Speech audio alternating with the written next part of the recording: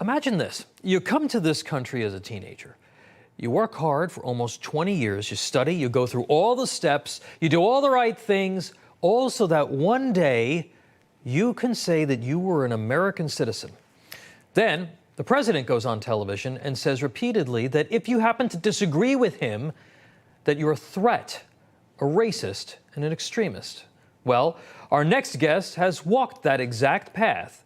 And as a new citizen of the United States, his powerful message to President Joe Biden about that has now been viewed by nearly 4 million people. Here's a glimpse.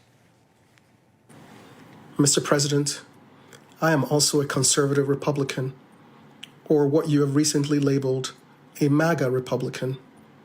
Over the last few days, you have looked into the camera and called me and millions of other people like me extremists. You have told me and my children that we don't matter to you because of our beliefs. Your spokespeople and the media have labeled us dangerous, full of hate, and a threat to democracy. You went as far as to suggest that we would not stand a chance against the government's F-15s in defending our country from tyranny. Your party leaders have taken your cue and called us terrorists, and all this without taking any time to acknowledge our humanity, listen to our concerns, or seek to understand our fears. Incredible stuff. And Alma Ohene-Opare joins us now. Alma, welcome. And wow, you were on a tear, but you did it there with grace. And you were very calm. It was very powerful, but it's impacted a lot of people. Your message there. Tell us a little bit about you. Tell us a little bit more about your story. All right. So just like you said in the promo, I came to America at 19 in 2003 to Los Angeles, and I have gone through every step of that immigration process. I know when I came here, my dream was to become an American citizen, and I woke up every day praying for that opportunity.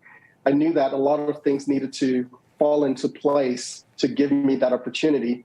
And so I waited patiently through prayer, and then also just, raising a family, paying my taxes, doing exactly what I was supposed to do to get that opportunity. And I'm glad to say that the wait was worth it. And I wouldn't have changed anything except maybe to make it a little shorter. But the wait was worth it, and I'm glad today to be able to call myself American.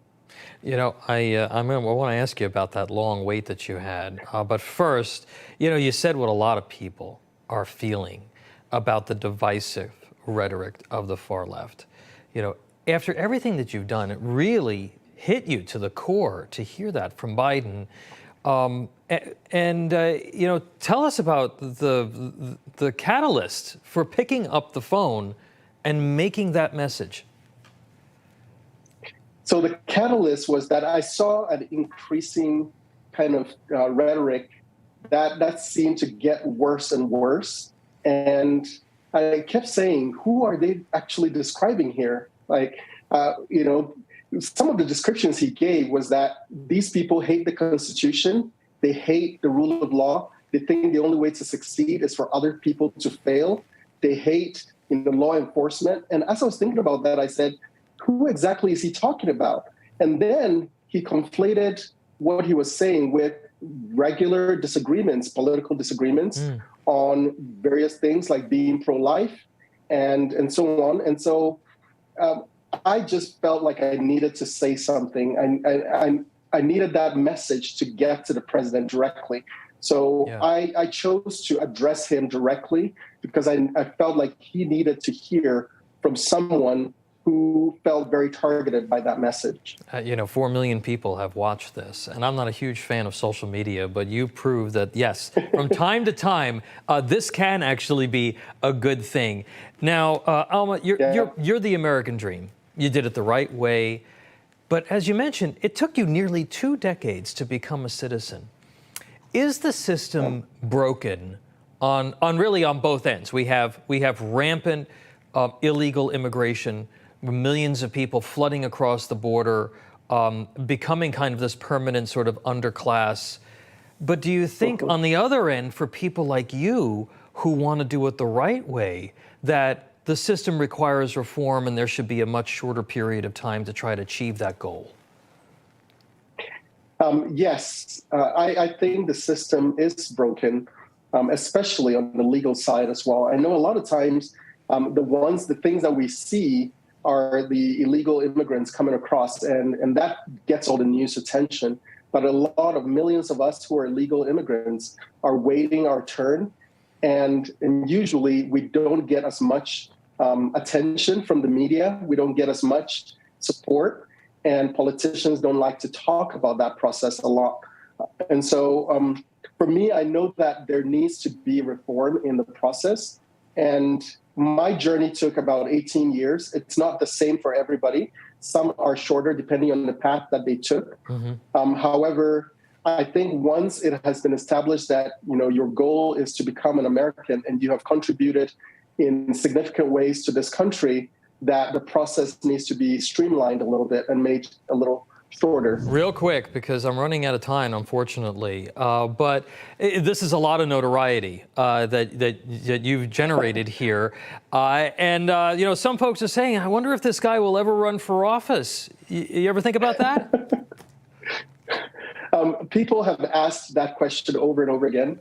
And my answer is this. I think running for office will be great. However, the question is that the way to be the most effective I can be? And my goal is, and I've said this a lot on social media, my goal is to become a cheerleader for America. I know this is a time where you hear a lot of derogatory things spoken about America. And here, my goal is to rekindle that spirit of patriotism so people can wake up in the morning and feel like they're proud to be American.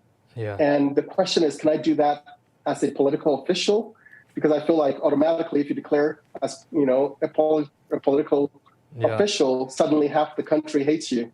And so, but I want to be able to bridge the gap a little bit and advance the conversation. Well, so maybe in the future. Alma, I think you're doing just fine. Right where you are, right what you're doing. Alma Ohene-Opare, thank you so much for your powerful message. A lot of people in this country need to be reminded what this country is really all about, and you exemplify that. Thank you so much. Thank you so much. Thank you so much for having me.